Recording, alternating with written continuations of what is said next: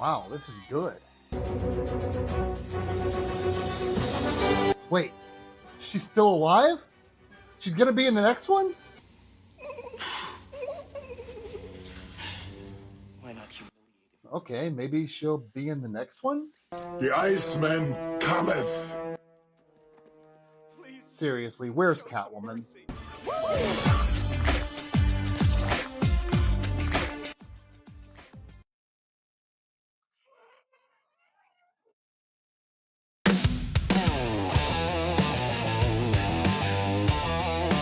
Hey there, Tarantinos, and welcome to another Daniel Reviews, where you never know if I'm wearing shoes.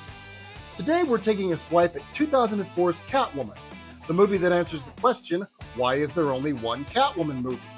It's the story of Patience Phillips, a graphic designer turned criminal through a series of improbable events. So grab your milk and tuna, and maybe something a little stronger, and let's dive in.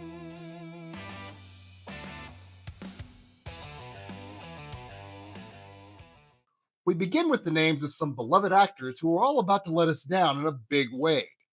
Halle Berry, Benjamin Bratt, Sharon Stone, Alex Borstein. This should be great.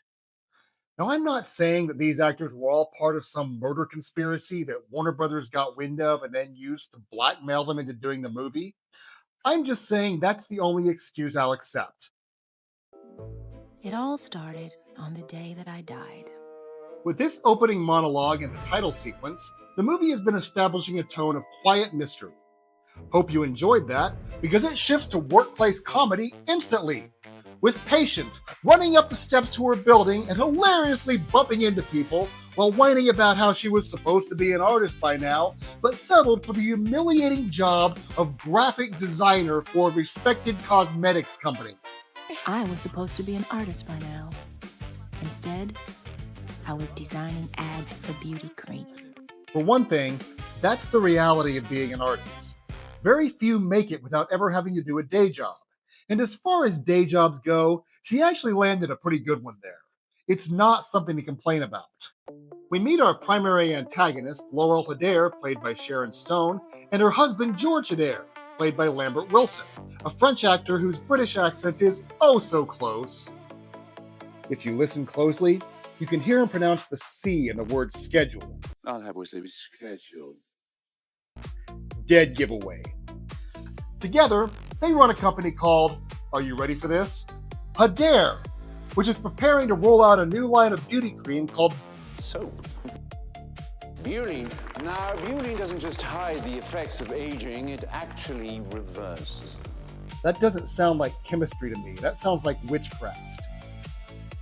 They also have kind of a rocky marriage as George is preparing to replace Laurel as the face of Beauty with a younger model. It's also hinted that he's having an affair with her. Careful, George. She's not old enough to drink. Graphic design, beauty products, marital troubles. This is the stuff superhero movies are made of. George calls Patience into his office because the red in her latest ad is too bright. It may sound petty, but that's an easy fix.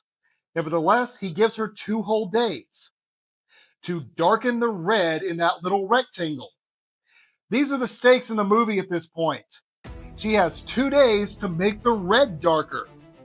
Will she succeed?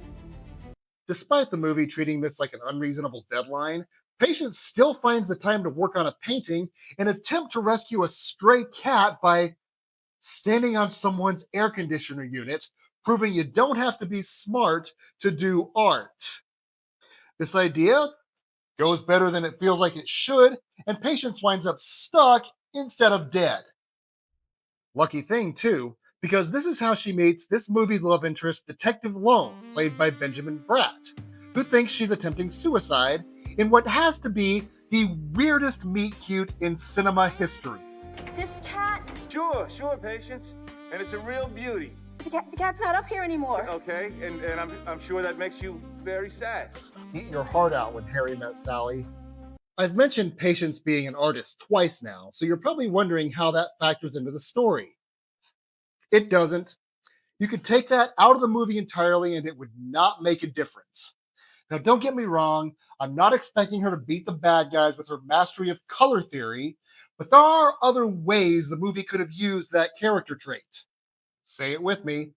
For a good example of how to use a character trait in service of the story, we turn to a little 1994 movie called Eric Draven is a musician who is forced to watch gangsters rape and murder his girlfriend before they murder him as well.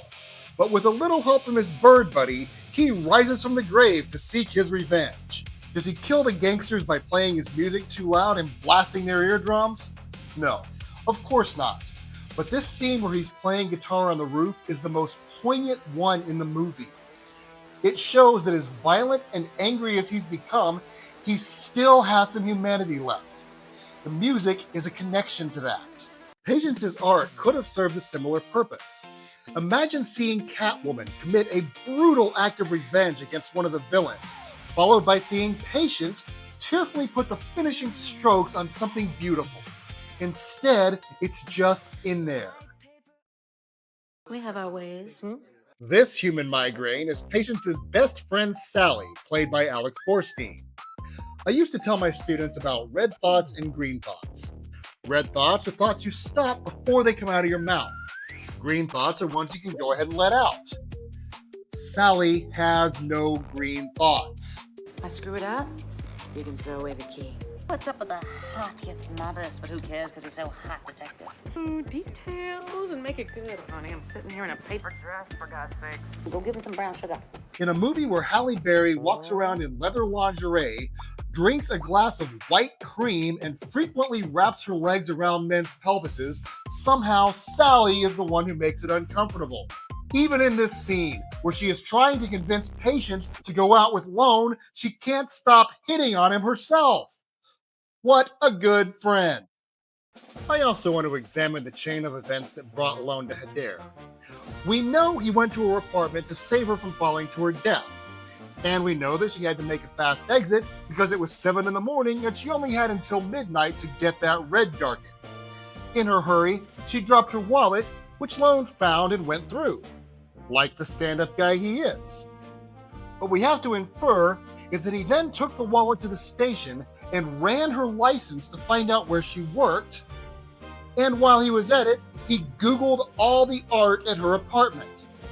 That is a line in the movie. I noticed all the art in your apartment, so I Googled it at the office. So this means Lone, our picture of everything a detective should be, ran a woman's license just so he could track her down and hit on her, which has got to be, at the very least, a breach of professional ethics. One more thing in this scene, and then I promise we'll move on. Between Sally, Patience, and this guy who can't be trusted with his own face, I don't believe the one who looks like Halle Berry is the one who needs dating advice. In the thrilling conclusion to what is currently the central conflict of the movie, Patience finishes her work on time, but amazingly, she can't find a courier at 11:43 p.m. I'm surprised they even answered the phone. And she can't email it to her boss because, put your best guess in the comments, so she decides to deliver it herself. Does that mean putting it in his office mailbox or leaving it outside his door so he'll find it first thing in the morning? Oh, no, my friend. That means taking it to the Yadda manufacturing plant, which is on an island and where she figures George will be at this time of night. I might just eat my hands. I don't care that the FDA never saw the headaches and the nausea and the fainting spells. Those are symptoms I can live with. This trope annoys the living shit out of me. Having a character summarize what was discussed before the audience joined the scene so that we're all caught up. It's not how people talk, and it sticks out like a sore thumb. Now, I understand that in a visual medium, some expositional dialogue is needed, but it works best when there's an in-universe reason for it. Slavicki here is saying things that everyone in that room already knows. This all results in Patience overhearing the disastrous side effects of butylene and, with her usual grace, alerting everyone to her presence. Who's there? We'd just like to ask you a few questions, all right? We ask with our mouths, not with our guns. Patience continues to run from security and, Mensa candidate that she is, figures ducking into a confined space is her best bet for escape. Important safety tip, it never is. They flood the pipe, as any reasonable person would expect them to, and a wave of industrial waste washes Patience to her doom. But I guess these cats pull her out of the water because there's certainly no tide to wash her up, and we get this weirdly religious scene where the Queen of the Cats brings her back to life. By the way, if you're wanting some consequence to Patience having been dead, this scene where she's stumbling around like Gollum is the best you're going to get. There's nothing to suggest that her friends missed her, or that she should be at peace but isn't, or even that anybody ever knew she was dead. I'm going back to The Crow on this one because that's basically the same story, but good. There were people to whom Eric meant a lot. We see how hard it is for them to live without him. We see the joy they experience when they find out he's back. With Patience, it makes no difference that she was ever dead. It would have been the same if she had merely been unconscious. Patience wakes up looking like she's got an appointment at Glamour Shots with no memory of what happened the night before. Been there. We also learn it's after 1 o'clock. Has her boss just not noticed that she isn't at work? Been there too. And that weird cat that's been stalking her, it's in her apartment. There, I have not been. She finds the name and address of the cat's owner not on the license tag, but on a little scroll that's rolled up inside the cat's collar. It's like a little diploma for the cat. Been there.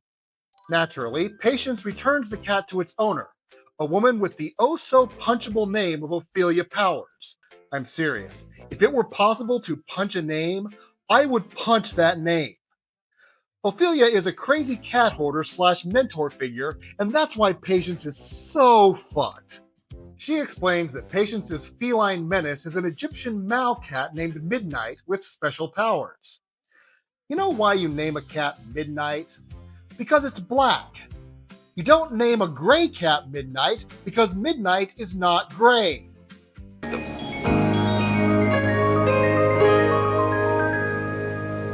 Lone gives a guest lecture in a classroom with no teacher, and Patience finds him there because that's where the other detectives said he might be. There was doubt? Don't they schedule these things? But that's the least of our worries, as Patience and Lone then take the kids to recess, where there are also no teachers. What kind of fucking school is this? Turns out I take my job a little too seriously. First of all, he's a police detective. He should take his job seriously. Second of all, I've seen very little evidence that he does. He used police resources to track down a woman just so he could ask her out. He then Googled the art at her apartment so that he would have something to talk to her about, and now he's blowing off work to go to recess. These are not the actions of a man who takes his job seriously. Well, you know my friend Sally? Well, that's what she says about me. She says that I'm, fun deficient.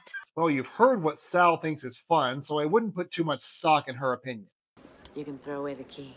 This kid, who was apparently allowed to wear camo pants at school, throws Lone and Patience the ball and tells them that he wants to see them play some one-on-one.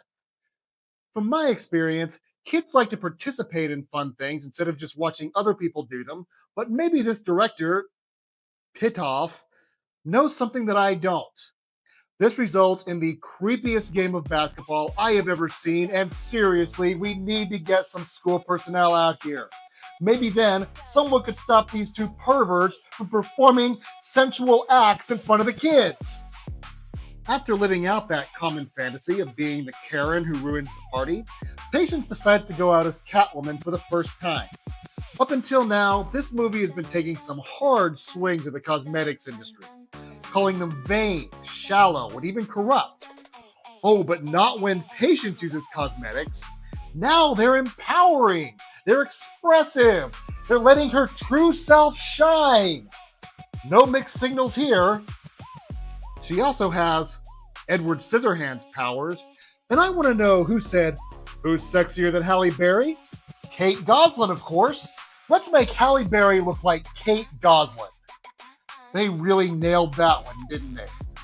Patience steals a motorcycle because It's there and rides off into the night to fight crime, commit crime. It's fun seeing criminals get their just desserts, but only if we can sympathize with the people delivering those just desserts. Patience's whole reason for stopping these burglars is so she can steal what they're stealing. True, she winds up giving most of it back, but she is not acting in the name of justice here. It's also another scene where the tone swings back into comedy. We get into full-on Looney Tunes physics here as she jumps on a guy and surfs him across the floor. What even is this movie? I love Lone's reaction to the cupcakes as if he thinks they might be a clue. Patience returns to Ophelia's house and Ophelia explains to her that she's a Catwoman, explaining what that means and that Midnight, the cat, was testing her to see if she was worthy of the gift. And why would a second floor railing open like that? That is a death trap. More importantly, why would Ophelia push someone off the balcony? What if she's wrong about Patience being a Catwoman? She is putting a lot of faith in the opinion of a cat. Catwomen are not contained by the rules of society. You follow your own desires by accepting who you are, all of who you are. You can be free, and freedom is power. This is an encouragement to become a complete menace. Notice how there's nothing in there about using power for good instead of evil, or power coming with responsibility. No, power is freedom. Use it for yourself. And that is the number one reason this movie fails. The hero's moral philosophy is no different from the villain's. They both think they should be able to do whatever they want, even at the expense of others. Did these people miss the Charles in Charge episode Summer Together Fall Apart, in which the Powell children abolish the rules but then learn that without rules there is no fairness?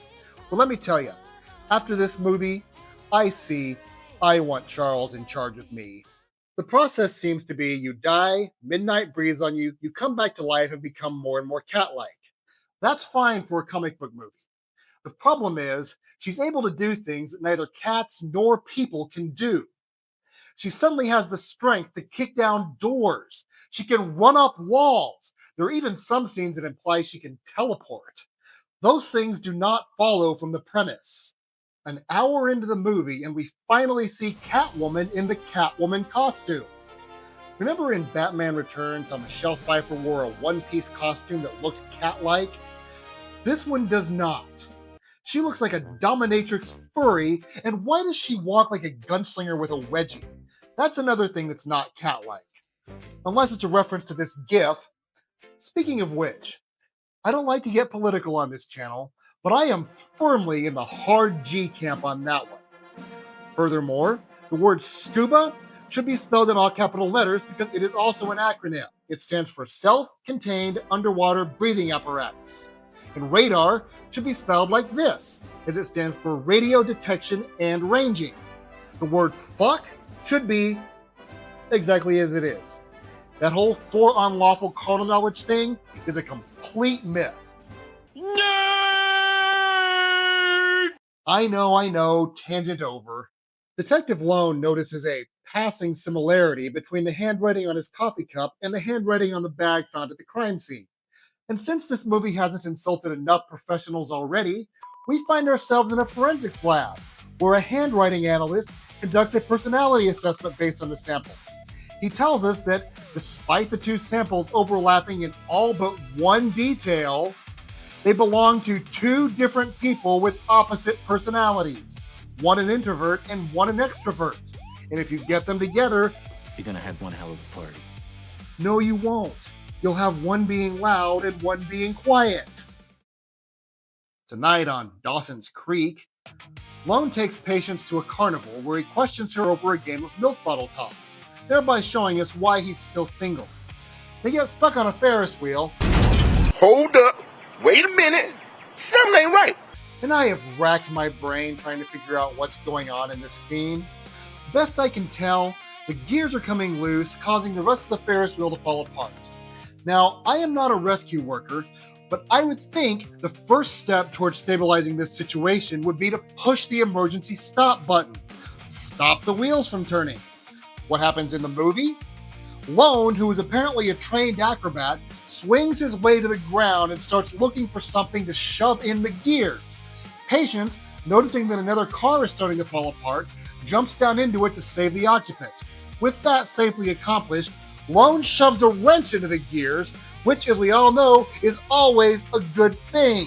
And as if that weren't enough, after this catastrophic mechanical failure that nearly cost several people their lives, Lone, the detective who takes his job way too seriously, says, "We should celebrate." I take my job a little too seriously. And they go get sushi like everything's okay. Detective work is kind of like dating. It's all about the pursuit. But when you catch them,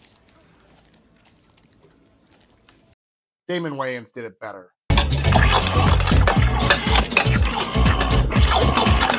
So, tell me about this one that got away. Catwoman.